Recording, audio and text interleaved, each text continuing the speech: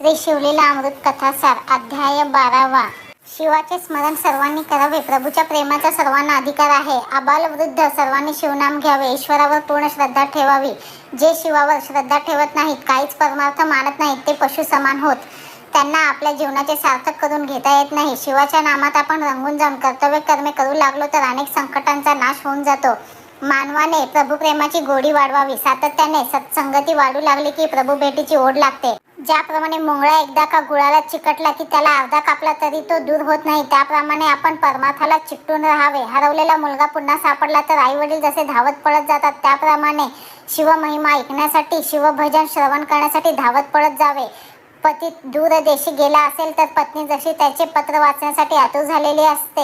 दरिद्री माणसास सोन्याच्या मोहरांचा धनाचा हंडा सापडला तर तो जसा धावून जातो, जन्मांध माणसाला अचानक दृष्टी प्राप्त झाली तर त्याला जसा आनंद होईल, त्याप्रमाणे शिवभजनाची ओढ लागणे, समाधान प्राप्त होणे आवश्यक आहे। आपला आळस, काळजी, चिंता दूर ठेवून शिवाच्या प्रेमात रंगून जावे। वक्ता स्वतः ज्ञानी आणि बुद्धिमान असावा। गुरु मानून त्याला नमस्कार करावा। कामधेनूच्या आंचळातून ज्याप्रमाणे अमृताच्या धारा प्रकट होत असतात, त्याप्रमाणे गुरु शिवशंकराच्या चरित्राचे प्रासादिक वाणीने वर्णन करीत असतील तर आपल्या कानांद्वारे ह्या अमृताचे प्राशन करावे। सद्गुरू सांगतात त्यावर श्रद्धा ठेवावी। सद्गुरूंच्या बरोबर कोणत्याही प्रकारचा वादविवाद करू नये। आपल्या मनात काही शंका असतील तर नम्र भावाने शंका विचारून ज्ञानाचा विषय समजावून घ्यावा। स्वतःच्या अहंकाराने कथा ऐकू नये। कथा ऐकताना मध्येच निघून जाऊ नये। तारतम्य ठेवून सर्व विचारांचे श्रवण करावे। प्रभूची कथा सुरू असताना कोणीही आपसात गप्पा मारत बसू नये। एकाग्रतेने कथा श्रवण करावी। कथा सांगणाऱ्याला वस्त्र दक्षिणा देऊन संतुष्ट करावे। पुराणिकाची पूजा करून त्यांना श्रद्धेने नमस्कार करावा। कथेच्या श्रवणाने पाप नाहीसे होत असते आणि श्रोता शिवपद प्राप्त करतो। कथा श्रवण करताना डोळ्यांवर झोपेची ग्लानी येऊ नये। झोप येऊ लागली तर ती झटकून टाकावी आणि श्रवण करावे। कथा श्रवण केली तर भक्ती, वैराग्य मनात निर्माण होतात। सत्संगतीत प्रासादिक कथा ऐकल्यामुळे जीवन जगताना त्या मूल्यांचा निश्चित उपयोग होतो। पुरातन काळाची गोष्ट आहे। दक्षिण देशात अमंगळ नावाचे एक गाव होते। ते नावाप्रमाणे अस्वच्छ होते।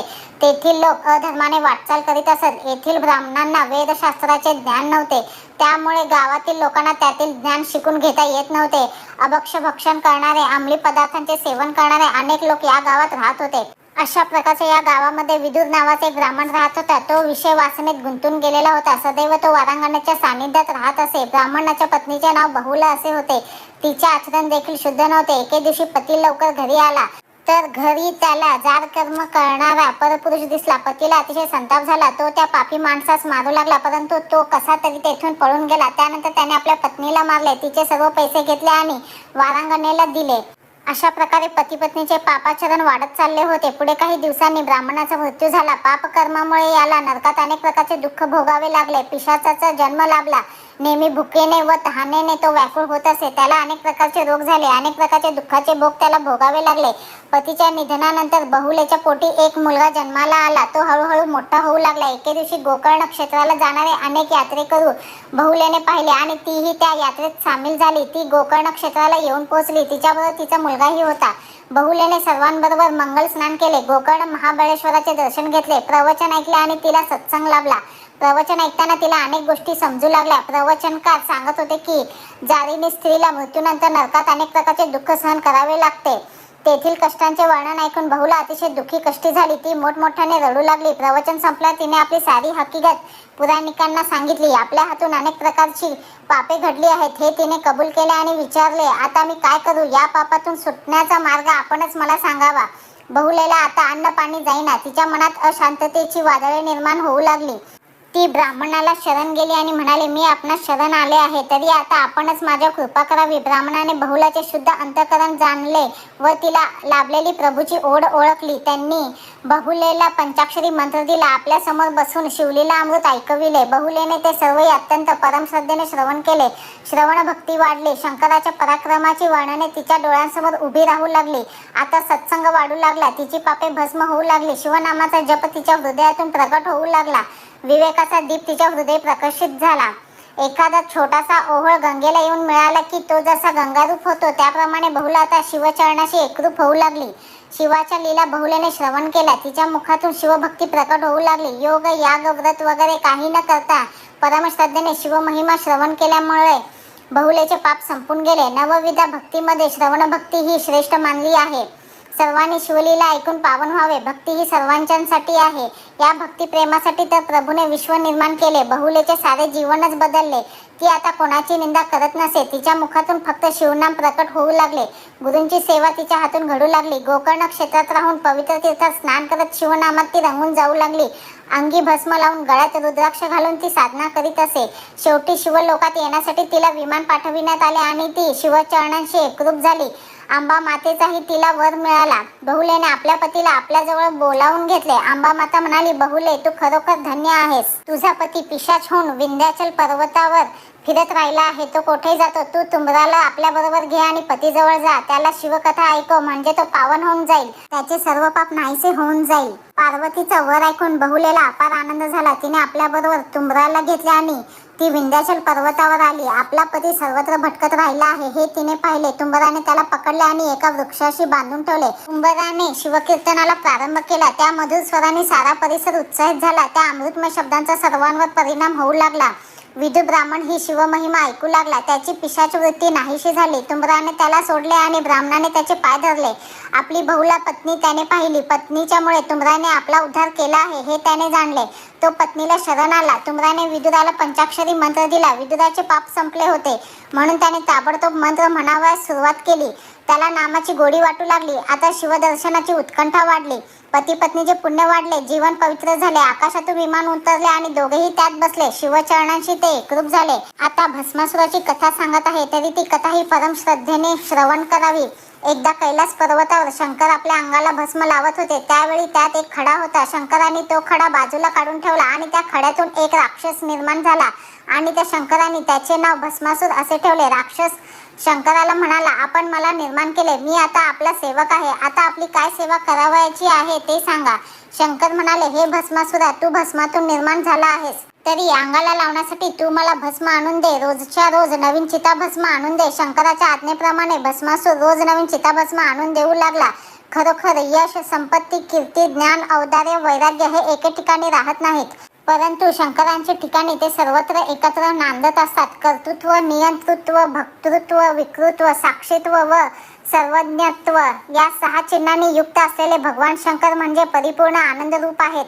भस्मासूर नित्याने चिताभस्म आणीत असे, परंतु या गोष्टीचा अहंकार त्याच्या मनात निर्माण झाला. त्याच्या मनात आसुरी विचार थैमान घालू लागले. गायी ब्राह्मणांना मारून टाकावे असे त्याला वाटत होते. ब्रह्मा, विष्णू, महेशाचे राज्य आपण अन्य राक्षसांचे सहाय्याने जिंकून घ्यावे अशी त्याची इच्छा होती. त्रिभुवनावर आपले राज्य असावे असे त्याला वाटू लागले. यासाठी शंकरांना फसविण्याचा तो विचार करू लागला. एके दिवशी भस्मासूर शंकरांना म्हणाला, हे भोलेनाथ, मी सर्व पृथ्वीवर फिरलो, परंतु मला चिताभस्म काही प्राप्त झाले नाही. आता काय करावे हे समजत नाही. तुमचे रोजचे काम मला तरी पूर्ण केले पाहिजे. यासाठी मला असा वर द्या की मी ज्याचे डोक्यावर हात ठेवीन तो भस्म होऊन जाईल. मनात कपट ठेवून भस्मासूर वर मागून घेण्यासाठी आला होता. भस्मासुराने शंकराला साष्टांग नमस्कार घातला. शंकर वर देण्यास तयार झाले, परंतु पार्वती मातेने सांगितले, हे नाथ, याला वर देऊ नका. याला वर दिला तर हा सर्व पृथ्वी भस्म करून टाकेल. याकरिता याच्यावर काही विश्वास ठेवू नका. याला कोणताही वर देऊ नका. पार्वतीप्रमाणे कार्तिक स्वामी, गणपती, वीरभद्र आणि नंदिकेश्वर या सर्वांनी शंकरांना पुन्हा पुन्हा सांगण्याचा प्रयत्न केला. सर्वांनी सांगून देखील शंकरांनी भस्मासुराला वर दिला. भस्मासुराला वर मिळताच तो आनंदाने नाचू लागला. तो पृथ्वीवर आला. ऋषी, मुनी, ब्राह्मण, गायी या सर्वांना शोधून काढून त्यांचे भस्म करू लागला. त्याने अनेक ऋषींना भस्म केले. मोठमोठ्या राजांना शोधून काढून त्यांना भस्म केले. बघता बघता ही बातमी सर्वत्र पसरली. अनेक माणसे गुहेत जाऊन लपून बसली. भस्मासुरासमोर कोणाचे काहीच चालले ना. शंकरांना या गोष्टीची काही माहिती नव्हती. शंकरांना अत्यंत नम्र भावाने तो चिताभस्म आणून देत असे. भस्मासुराने आता विचार केला की प्रारंभी आपल्यास मिळालेल्या वराने इंद्राचे भस्म करावे, त्यानंतर विष्णू लोकात जाऊन पृथ्वी पालक विष्णूचे भस्म करूया, शेवटी आपल्याला निर्माण करणाऱ्या गंगाधराचे भस्म करावे आणि त्रिभुवनात जी अतिशय सौंदर्यशाली त्याची पत्नी जी पार्वती तिला पळवून न्यावे. पृथ्वीवरचे सर्व प्राणी मात्र घाबरून गेले. सर्व ऋषी व काही भक्त विष्णूजवळ आले आणि त्याला भस्मासुराची सर्व हकीकत सांगितली. शंकरांनी आपला नियम चुकू नये म्हणून भस्मासुराला वर दिला. त्यामुळे आता आम्हा सर्वांनाच पृथ्वीवर जगणे देखील अवघड झाले आहे. आपण पृथ्वीचे पालक आहात म्हणून आपल्याला शरण आलो आहे. आता आमचे रक्षण आपणच करू शकाल. सर्वांना घेऊन विष्णू शंकरांचे जवळ आले.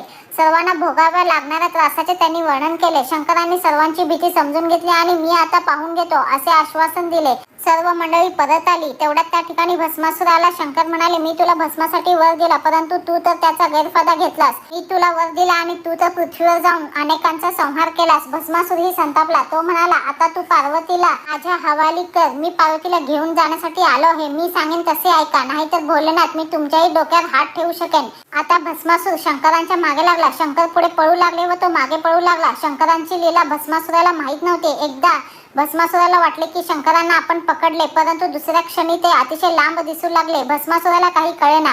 तो आपणास मिळालेल्या वराने अतिशय अहंकारी बनला होता. भवानीने प्रार्थना केली, हे शेषशाही भगवान, तू आता प्रगट हो.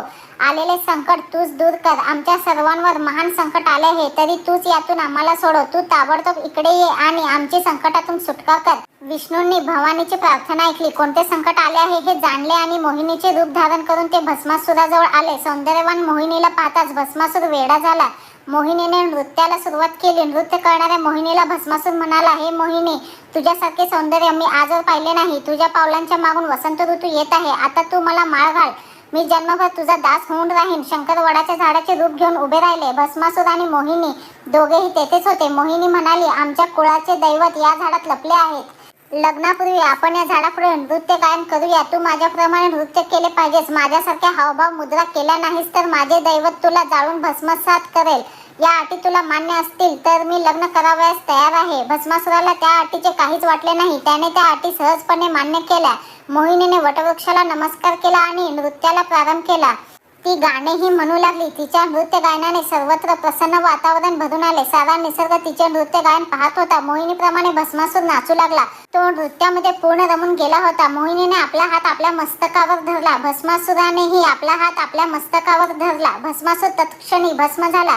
मोहिनीने आपले रूप टाकले आणि चतुर्भुज विष्णू प्रकट झाले. वटवृक्षाचे रूप सोडून शंकरही प्रकट झाले. हरिहरांची भेट झाली. मोहिनीचे सुंदर रूप पाहून शंकराचे वीर्यस्खलन झाले. ते भूमीवर पडताच त्याचे 8 भाग झाले आणि ते अष्टभैरव बनले. त्यांची नावे पुढील प्रमाणे आहेत: अतितांग, रुरु, चंड, क्रोध, उन्मत्त, कपाल, भीषण आणि संहार. ते शिवाचेच अंश आहेत. भस्मासूर मृत्यू पावल्यामुळे शंकर आणि विष्णू कैलास पर्वतावर आले. अंबिकेने दोघांची पूजा केली. सर्वत्र आनंदोत्सव साजरा केला गेला. या अध्यायात कैलास आणि वैकुंठ दोन्ही एकच आहेत. ही शिवलीला कथन करताना श्रीधर स्वामींनाही अतिशय आनंद प्राप्त झाला. अध्याय 12 समाप्त.